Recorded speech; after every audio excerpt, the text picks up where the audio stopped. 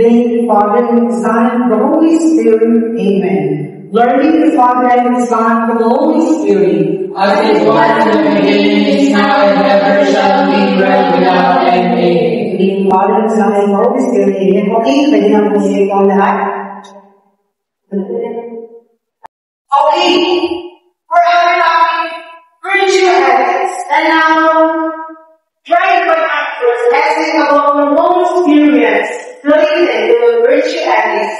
Gusto ko gumawa kayo ng essay na related sa inyong buhay. And this is the part of your final output.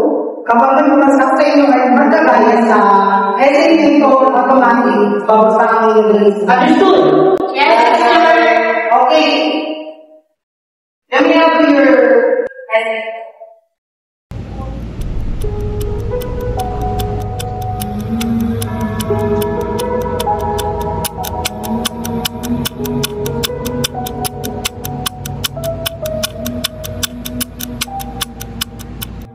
Okay.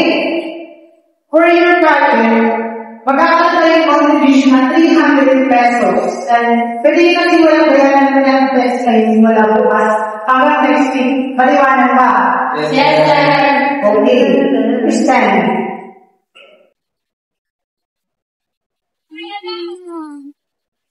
Yan na ikaw pinapatawag kayo ni...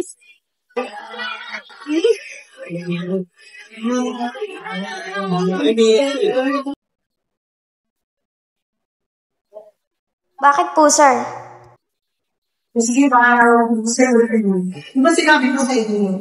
Gagawa kayo sa inyo essay. Hindi yung magagaya kayo. Kopya-kopya.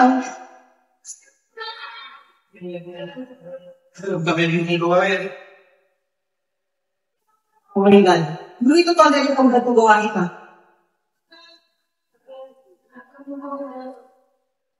Rewrite it now!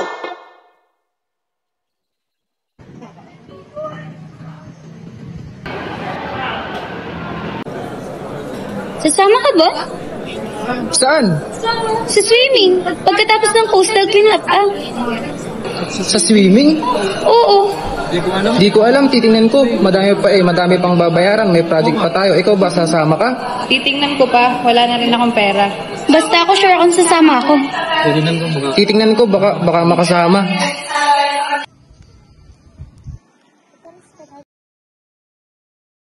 Init? Ba yan? Ama, ate! Init?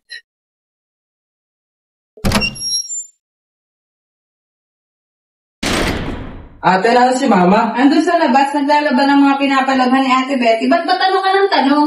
Si ate, tinatanong ng maayos. Kita mo namang may ginagawa yung tao, di ba? Anong ginagawa? May kalat, di mo nga maligpit yan.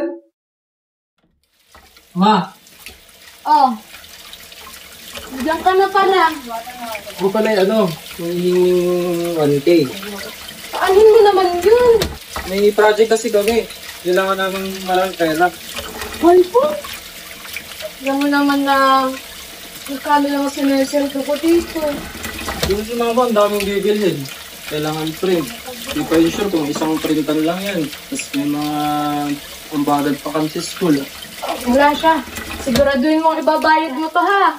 Opo. Last na to. Ito na lang natitira kong pera. Next month pa yung sweldo ko. Natan mo yan, ha? Apo, Baka ma'am. mawala mo pa. Hindi po. Ibayad mo agad. Sige na. Sige. Malis ka at maglalaba pa ako. Ang dami ko pang Salamat po, laban. Ma. Salamat po.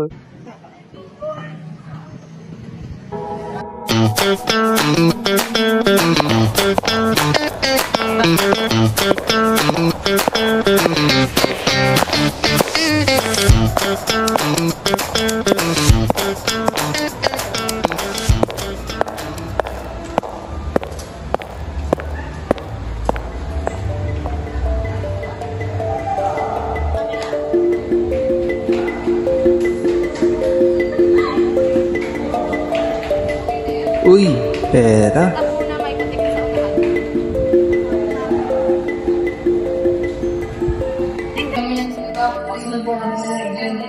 Ate, magkano po ito?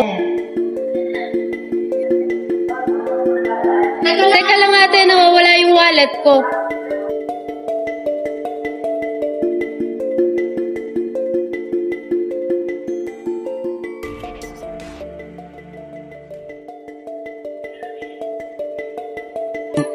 Maiko, nakita mo ba yung wallet ko? Saan mo ba nilagay? Di ko alam. Basta nasa bulsa ko lang yun. Ay, hindi mo nakita. Sige, salamat.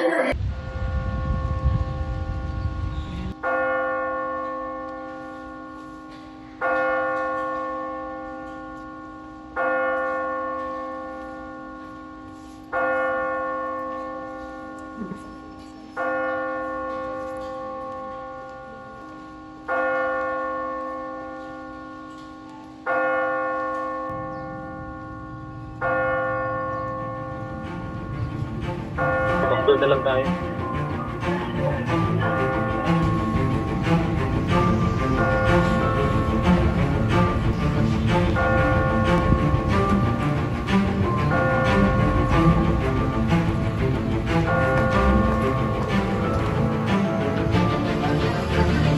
Ang hirap.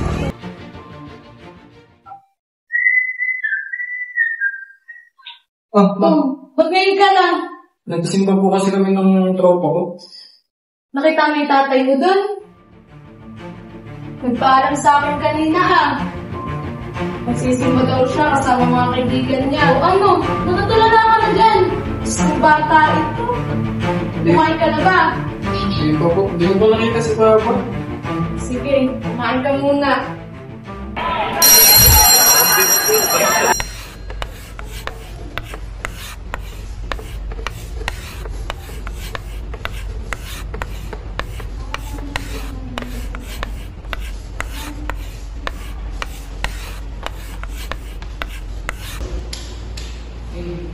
Okay, para sa inyong assignment, gusto ko na mag-advance natin yung sa deontological ethics.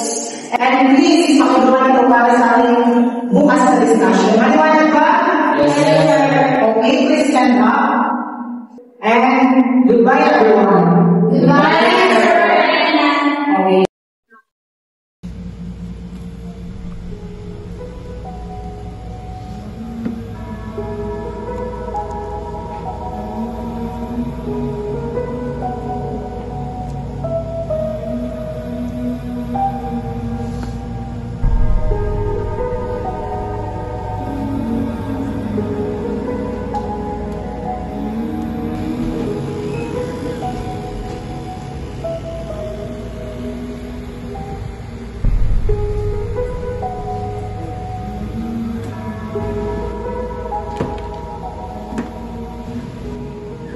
Deontology is an ethical theory by Immanuel Kant that uses rules to distinguish right from wrong.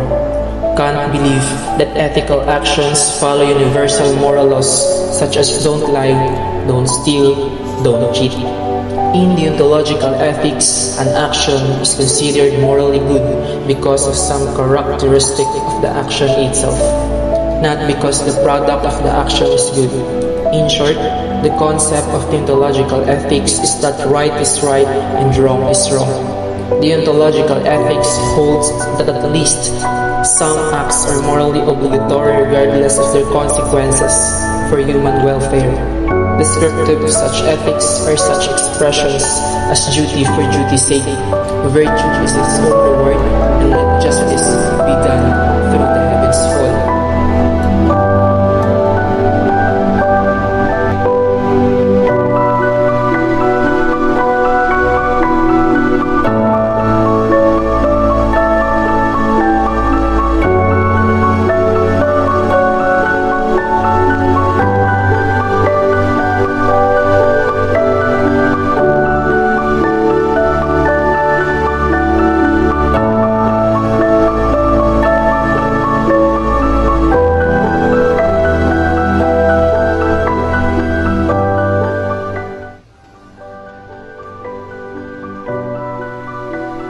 Diyos ko, patawarin mo ako.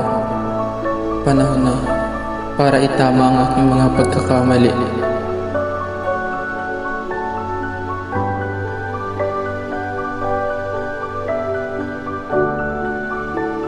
Uy, magpapakopya. Ang mga sarili mong gawa. O, kanti mo ng tropa.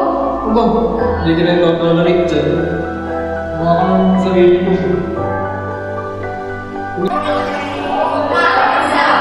Uy, yung wallet mo pala. Uy, thank you. Kanina ko pa ito hinahanap. No problem. Ingat. Mama, Oh, nagkano ka lang.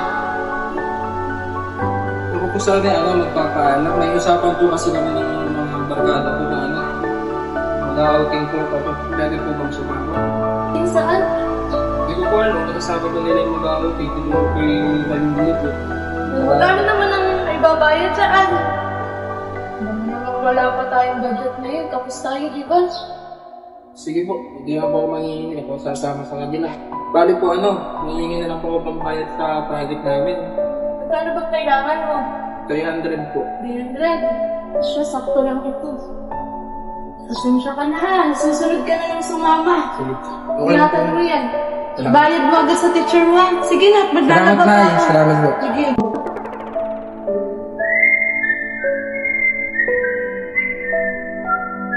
Ma, Kung ba't ngayon ka lang? nagsimba po kasi ako. Nakita mo yung tatay mo doon. Nagpaalam sa akin kanina.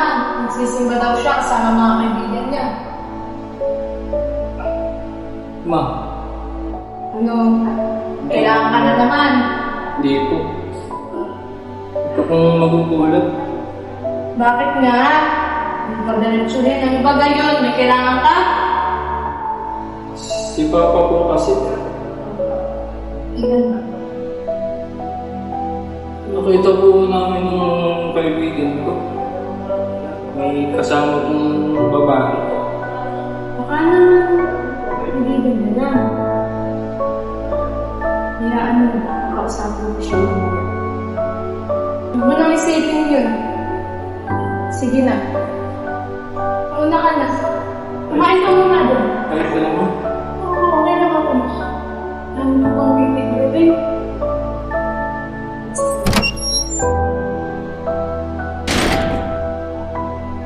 Ha? Masaya ba? Ha? Ano sinasabi? Masaya ba ang babae? Kitang-kita ka ng anak mo! Diyan ka? Di ba masaya? Puro ka sa nagtabuhan? Ha?